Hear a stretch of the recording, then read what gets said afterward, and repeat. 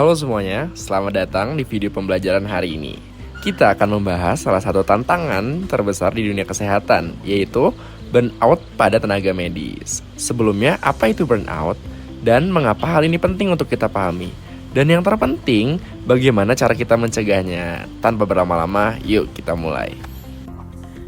Burnout adalah kelelahan emosional, fisik, dan mental akibat tekanan pekerjaan yang berat dan berkepanjangan. Ada 3 elemen utama dalam burnout, yaitu kelelahan emosional, depersonalisasi, dan penurunan pencapaian pribadi.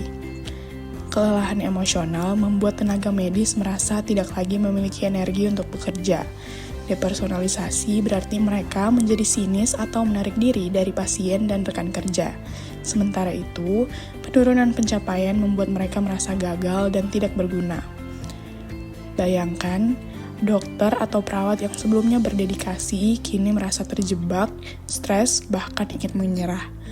Ini bukan hanya masalah individu, tapi juga memengaruhi pasien dan sistem kesehatan secara keseluruhan.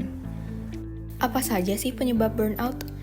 Penelitian menunjukkan beberapa faktor utama yang menjadi pemicu burnout, mulai dari beban kerja yang berlebihan seperti jam kerja panjang dan tanggung jawab yang menumpuk, kurangnya kontrol dalam pekerjaan seperti atasan ketat tanpa fleksibilitas, lalu minimnya apresiasi atau penghargaan atas kerja keras, hingga konflik nilai di mana pekerjaan tidak sesuai dengan prinsip pribadi.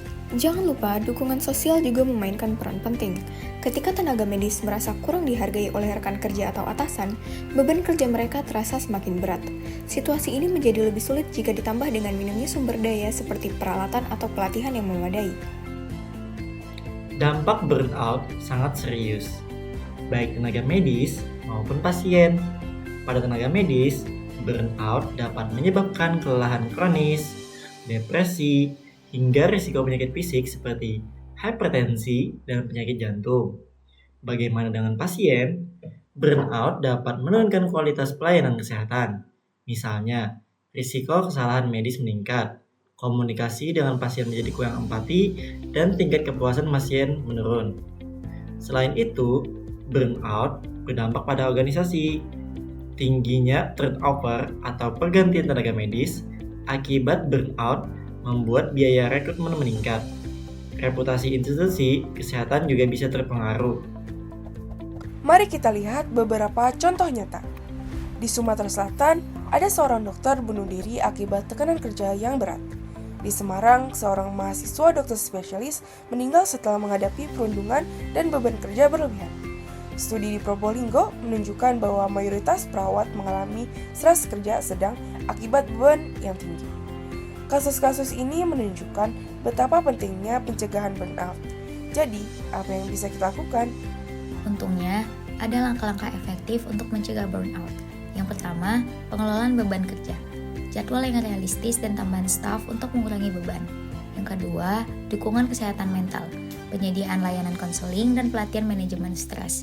Yang ketiga, komunikasi dan apresiasi, meningkatkan interaksi positif antara tenaga medis dan manajemen. Dan yang terakhir, kesadaran kolektif, kampanye kesehatan mental untuk mengurangi stigma dan mendorong tenaga medis mencari bantuan. Selain itu, organisasi perlu menyediakan lingkungan kerja yang sehat, termasuk peralatan kerja yang memadai dan kebijakan yang fleksibel. Oke, yuk coba jawab pertanyaan ini, yaitu apa saja langkah yang menurut Anda paling penting untuk mencegah burnout? Nah, benar sekali. Semua langkah yang kita bahas tadi saling melengkapi dan sama pentingnya nih. Dengan langkah yang tepat, kita bisa menciptakan lingkungan kerja yang lebih sehat dan mendukung tenaga medis. Ingat, menjaga tenaga kesehatan bukan hanya tanggung jawab mereka sendiri, tapi juga tanggung jawab kita semua. Terima kasih telah belajar bersama kami. Mari kita jaga tenaga kesehatan demi masa depan yang lebih baik.